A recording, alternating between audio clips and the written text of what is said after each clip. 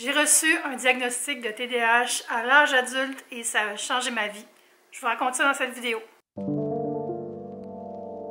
Bonjour, bienvenue dans une vidéo que je veux faire depuis vraiment longtemps et je m'assois enfin aujourd'hui pour partager avec vous quelque chose de très personnel mais qui, je pense, est important à raconter parce que c'est quelque chose qui arrive à beaucoup de femmes. Si vous venez de tomber sur cette vidéo parce que vous cherchez des renseignements sur le TDAH, bienvenue à mon univers. Mon nom est Eve Martel, je suis youtubeuse, j'habite à Montréal et aujourd'hui, je vais vous parler de mon parcours, celui qui a fait que je me suis rendue à ce fameux diagnostic. Je vais vous parler de comment c'est arrivé, l'impact que ça a eu sur ma vie, sur la vie de mes proches et comment je vis avec ça depuis.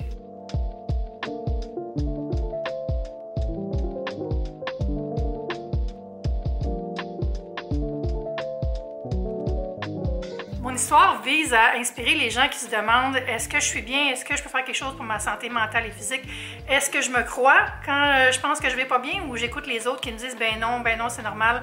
Je veux vraiment que les gens se donnent la permission d'aller chercher de l'aide dans la vie parce qu'on y a tous droit. Un autre avertissement aussi, c'est vraiment mon histoire personnelle, c'est pas un jugement sur les autres, c'est pas une critique de comment les autres personnes vivent leur vie, leur relation avec leur mental, leur corps, donc prenez-le vraiment comme une petite page de mon journal intime.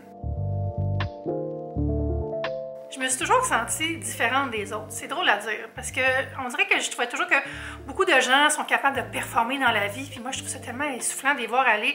Les gens qui comprennent tout de suite comment tout fonctionne. Puis on dirait que moi, ça me prenait toujours plus d'efforts pour comprendre des choses qui semblaient évidentes pour d'autres. Exemple, apprendre à conduire. Moi, je ne vais jamais apprendre à conduire, ça me dépasse. Apprendre à conduire. J'avais aussi des problèmes avec certaines relations interpersonnelles parce que je suis quelqu'un qui parle vraiment vite, un peu raide aussi, mais je ne suis pas une personne bête, puis je ne suis pas une personne qui a des mauvaises intentions, sauf que mon ton de voix naturel, non youtubesque, est parfois très du tac au tac. Puis ça me causait vraiment des problèmes parce que les gens me percevaient comme quelqu'un d'agressif ou de négatif. Puis j'étais comme, mais non, au contraire, je suis vraiment une personne empathique, fait que ça me troublait beaucoup. Je me disais, me semble que c'est pas normal. Aussi, au fil des années, j'avais remarqué que j'avais beaucoup des moments de grande obsession sur certaines affaires. Puis après quelques temps, ça partait tout seul. Puis ça, je savais que c'était un symptôme de TDAH, d'avoir vraiment des hyperfixations. Mais tu sais, tu te dis, ah, c'est peut-être juste que je suis passionnée, puis je suis curieuse, puis j'aime plein de choses. Mais bon. Donc, je dirais autour de 2015, je pense, j'avais parlé à mon médecin de famille, je me disais, ça se pourrait-tu que je sois TDAH aussi parce que je grignote beaucoup. Tu sais, on dirait que je vais beaucoup chercher de la dopamine dans du shopping, dans de la nourriture, tout ça. Puis ça, j'avais lu là-dessus aussi, puis ça me disait, peut-être que c'est un TDAH, peut-être que c'est d'autres choses, c'est peut-être des traumatismes, on sait pas, tu sais. Fait que j'en avais parlé. Puis elle m'avait dit, ben non, tu sais, regarde ta carrière, tout va bien, c'est le stress, essaie d'aller te faire masser, tout ça. Je suis comme, ah ben écoute donc. Mais plus ça allait, plus je lisais là-dessus, plus je me disais, ma semble, ça se pourrait, je sais pas. Et là, la pandémie est arrivée, j'étais très isolée, j'étais beaucoup dans mon univers, puis j'étais tout le temps chez nous. Puis là, j'ai vraiment remarqué que j'avais des comportements qui n'étaient pas très bons. Puis je veux pas dire des comportements autodestructeurs, tout ça, c'est juste qu'on aurait dit que tout était pénible. J'avais de la difficulté à ranger les choses, j'avais de la difficulté à finir les choses. Je m'emportais sur des projets, mais j'y finissais pas. J'étais comme, ça n'a pas de sens, pourquoi je suis comme ça? Et le fait qu'on était en confinement très longtemps aussi, ça n'a pas aidé à mon moral. Donc, arrivé à la fin de la pandémie, j'étais essoufflée mentalement, j'en pouvais plus. En plus, j'avais perdu mon médecin de famille, fait que j'avais plus de médecin de famille. Puis là, j'étais comme, faut que je fasse de quoi. Puis là, il y a une de mes amies qui m'a suggéré une thérapeute qu'elle connaissait en thérapie cognitive et j'ai décidé de prendre rendez-vous avec elle. La thérapie cognitive, ça va t'aider à identifier les comportements négatifs que tu as par rapport à ce qui t'arrive, puis ça va t'outiller pour mieux y répondre. Ça peut être de réagir plus calmement aux situations qui sont difficiles, que ce soit des situations internes relationnelles ou même d'environnement. Comme moi, par exemple, je suis très anxieuse avec tout ce qui est beaucoup de bruit, tout ce qui est les bruits soudains, les bruits de foule, les cris, tout ça. Et ça m'a beaucoup aidé de faire cette thérapie-là par rapport à ça. Puis au final, ça va te permettre d'avoir des relations plus saines avec les autres. Donc j'ai commencé ça. J'avais pris un rendez-vous par semaine pour commencer. Et après le deuxième rendez-vous, tout de suite, ma thérapeute a dit, tu sais quoi, je pense que tu as peut-être un TDAH. Fait que j'aimerais ça pouvoir te tester. Puis j'étais comme...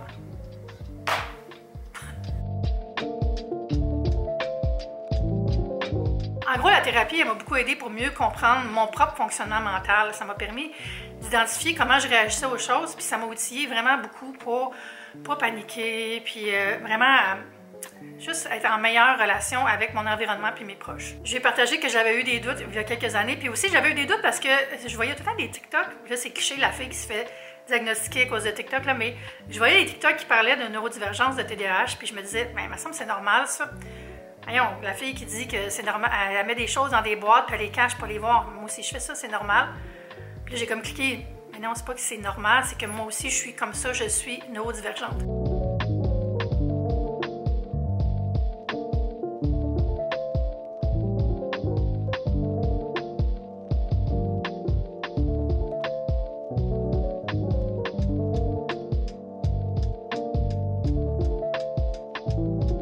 Il y a plusieurs façons de se faire diagnostiquer un TDAH. Ça peut être vraiment dans une clinique spécialisée en psychologie, en neuro, tout ça. Tu peux avoir ton médecin qui te dit carrément « Oui, moi je pense que c'est ça », puis il te donne tout de suite une prescription, pas des médicaments. Moi, le parcours que j'ai fait, c'est ma psy, et ensuite, elle a recommandé à ma docteure son diagnostic. Donc, on a commencé les questionnaires, l'évaluation. Elle a aussi fait des discussions avec ma famille, avec ma mère, et parce qu'il faut voir aussi, y avait-tu des indices dans l'enfance de tout ça? Il y en avait beaucoup. Puis je pense que ça a pris 5 ou 6 sessions et j'ai eu le diagnostic de TDAH à l'âge adulte. Et tout ça, ça s'est passé à l'automne 2023. Je vous en ai pas parlé officiellement avant maintenant parce que pour moi, c'était important de vivre avec tout ça. Puis de pas juste annoncer « Ah, j'ai eu un diagnostic, je suis TDAH, je suis neurodivergente », mais sans du tout savoir qu'est-ce que ça voulait dire pour moi. Tu sais, moi, je trouve que c'est important de juste vivre avec ça, apprendre, essayer d'avoir une nouvelle approche face à la vie quand on sait on est vraiment comment. Puis je m'étais dit, j'en parlais aux gens sur YouTube quand je veux plus savoir de quoi je parle. Donc le fameux diagnostic. Ce qu'il faut savoir, c'est que c'est quand même compliqué de se faire diagnostiquer quand on est une femme parce qu'on dirait que tous les tests de base sont faits pour les petits garçons qui vont juste courir en rond. Tu sais, le cliché, le petit garçon TDAH qui s'énerve, là. Mais le trouble d'attention, c'est pas juste d'être distrait, justement. Ça peut même être l'inverse. On peut être tellement fixé sur quelque chose que plus rien se fait autour. On peut être aussi complètement paralysé par les choses qu'on comprend pas. Je devrais pas dire qu'on comprend pas, c'est qu'on sait pas par où commencer. Parce que, tu sais, quelqu'un de neurotypique va se faire dire fais telle tâche, c'est ces 3 étapes-là. La personne voit ça en 3 étapes.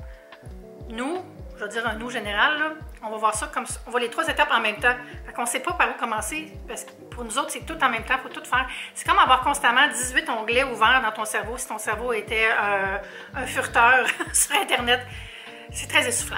Donc c'est ça. Tout ça pour dire que c'est très difficile pour les femmes de se faire diagnostiquer parce qu'on est tellement aussi compétentes dans pallier à plein de choses puis juste être complètement brûlée après là, qu'on vient que c'est quasiment normal. Ah, c'est normal, je suis tout le temps fatiguée parce que moi, tu sais, je fais beaucoup d'efforts dans ma vie pour tout ça. Mais j'étais très heureuse en tout cas de enfin trouver quelqu'un qui m'écoutait puis qui a tout de suite compris. C'était très validant puis ça m'a permis vraiment là, de découvrir une autre façon d'approcher la vie. Je vais vous donner des exemples de choses que je fais qui sont vraiment typiques. Là. Les fameuses Doom Box. Là. Didn't organize, only move. Je vais faire du tri, puis je mets tout dans une boîte, puis là, je le mets à côté, puis je suis comme... C'est trié, je ne vois plus rien qui traîne, donc ça n'existe plus, puis là, j'oublie que ça existe. Le manque de permanence des objets aussi. Je vais mettre quelque chose dans le coin d'une pièce. Là. Ça va rester là 2 mois parce que mon cerveau ne le voit plus. Puis là, à un moment donné, je suis comme « Ah, ben oui, ça faudrait que je le range. » C'est vraiment bizarre. Il y a aussi la fameuse dysfonction exécutive. Ça, c'est quand tu fais pas des choses que tu veux vraiment faire. Tu es comme paralysé, c'est vraiment bizarre.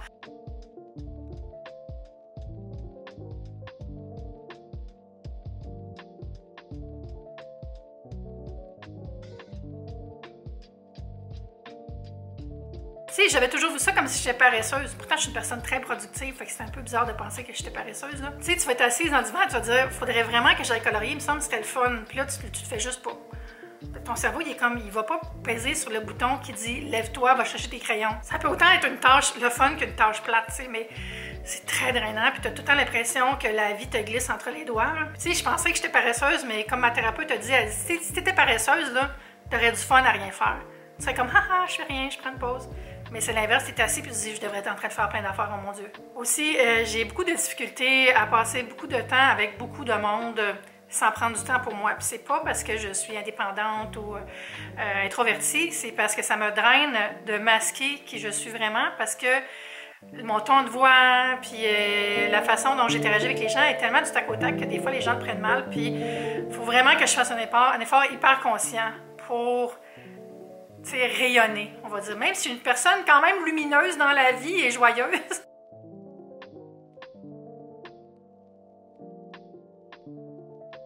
Donc, mettons, je vais arriver à un party, puis à un moment donné, c'est comme, faut que je parte, faut que je m'en aille, faut que je sois tout seul chez nous avec mon chat, faut que j'entende rien.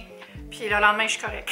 Il y a des côtés positifs à la neurodivergence, au TDAH, c'est qu'on est très bon souvent, pas tout le monde, je ne vais pas généraliser non plus, mais c'est quand même quelque chose que plusieurs gens ont. On est très bon pour reconnaître certains patterns, puis on va se rendre vite à des conclusions, puis on va être bon dans la logique pour construire des solutions. Aussi, on va être très calme dans des situations de crise. Puis ça, je l'ai vécu plusieurs fois.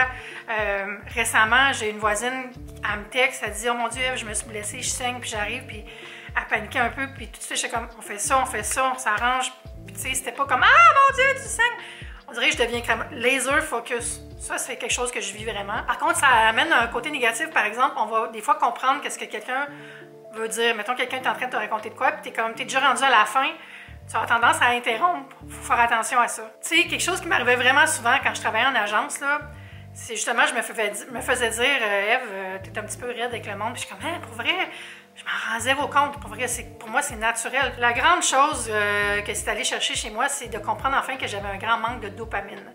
Les hormones qui font qu'on est heureux, qu'on est stable, qu'on est souriant, qu'on est, tu sais, pas en euphorie, mais qu'on a un côté comme plus, yeah, la vie est belle. Puis ça, souvent, quand on est en manque de dopamine, on va développer des réflexes pour compenser ça. On va faire beaucoup de shopping. On va aussi manger, aller chercher du réconfort dans la nourriture. Mais c'est pas comme, mettons, manger ses émotions. C'est plus comme ressentir quelque chose. Je sais pas si vous comprenez. Donc, on va être obsédé à manger des choses croustillantes. On va avoir des obsessions sur un style de nourriture, manger juste des biscuits Ritz pendant une semaine à tous les soirs, tu sais, vraiment le crunch, crunch, crunch, parce que ça nous fait du bien. Donc tout ça est vraiment validant pour moi de comprendre que c'était un peu hors de mon contrôle, tout ça. Donc quand on a un diagnostic, qu'est-ce qu'on fait ensuite pour aller mieux? Ce qui aide le plus au TDAH, premièrement, c'est savoir qu'on vit avec ça.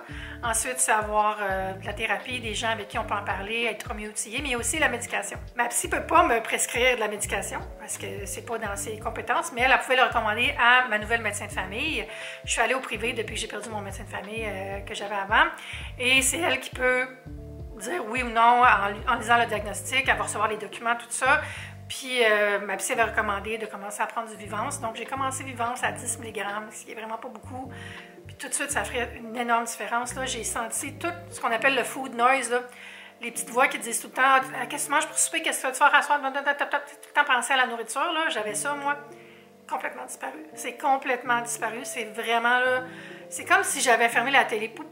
D'un coup, puis là, j'entendais autre chose, j'entendais le calme. Mais avant de commencer à prendre la médication, j'ai attendu quand même 2 mois parce que je voulais vivre moi-même en pleine conscience du diagnostic sans prendre de médication. Je voulais juste comme apprivoiser un peu cette nouvelle info, que je savais à mon propre sujet, puis continuer la thérapie, puis vivre avec ça, puis c'est ça. Fait que j'ai eu mon diagnostic en octobre 2023 et j'ai commencé à prendre du Vivance à mi-janvier en 2024.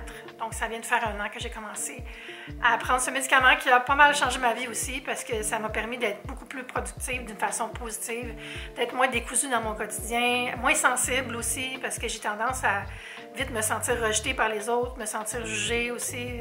Mais c'est bizarre parce que j'ai beaucoup confiance en moi quand même. C'est pas de l'insécurité.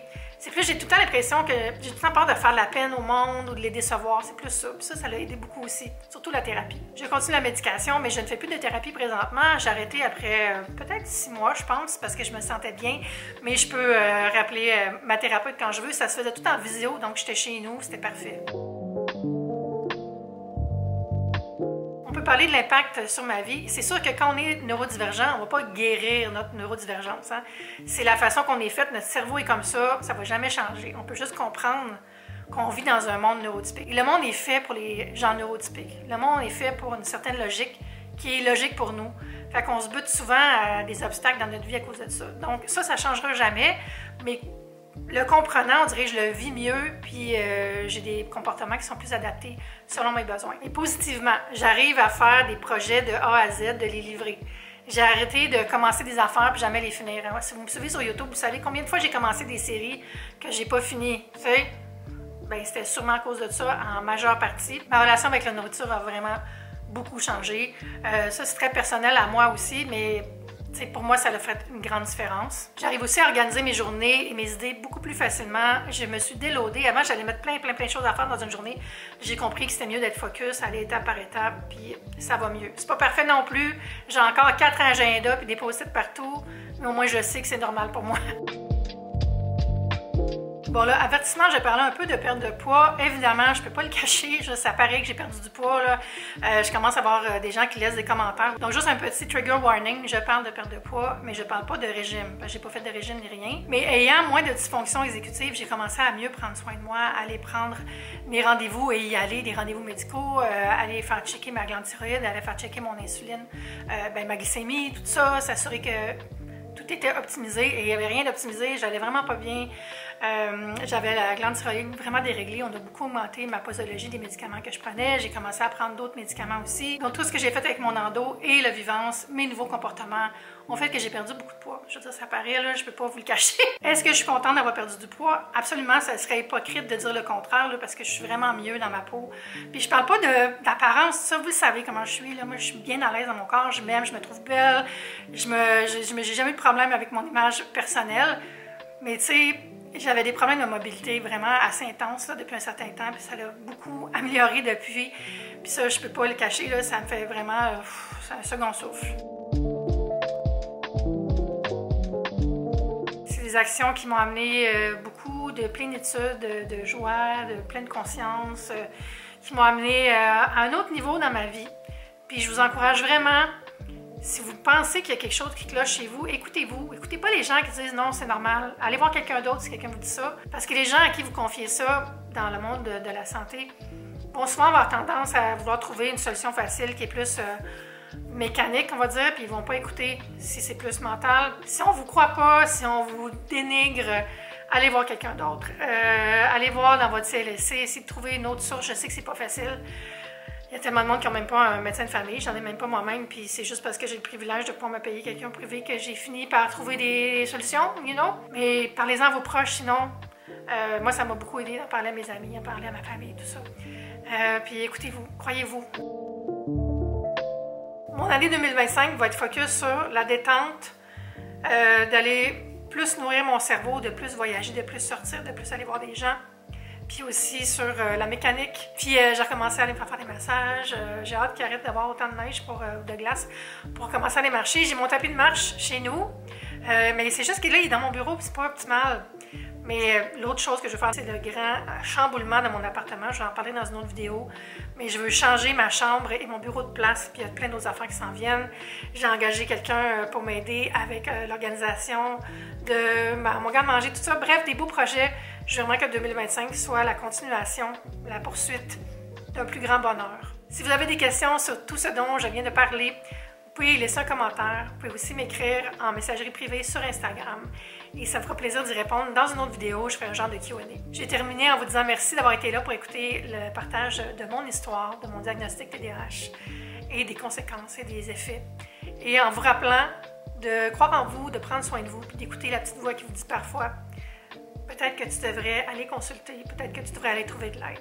Parce que souvent, il y a quelque chose en nous qui le sait avant qu'on soit en pleine conscience. Passez une belle journée et on se dit à bientôt pour une prochaine vidéo. Bye!